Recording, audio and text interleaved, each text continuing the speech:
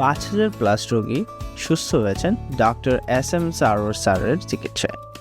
এই বিশ্বখ্যাত ক্যান্সার গবেষক তার অভিনব হোমিও চিকিৎসার মাধ্যমে অসংখ্য রোগীকে নতুনভাবে বাঁচতে সাহায্য করেছেন।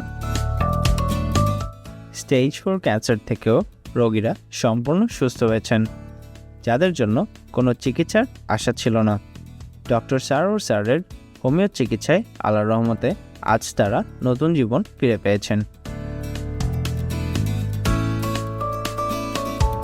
সুতরাং সিরিয়াল দেওয়ার জন্য আজই যোগাযোগ করুন নিচে দেওয়া নাম্বারে।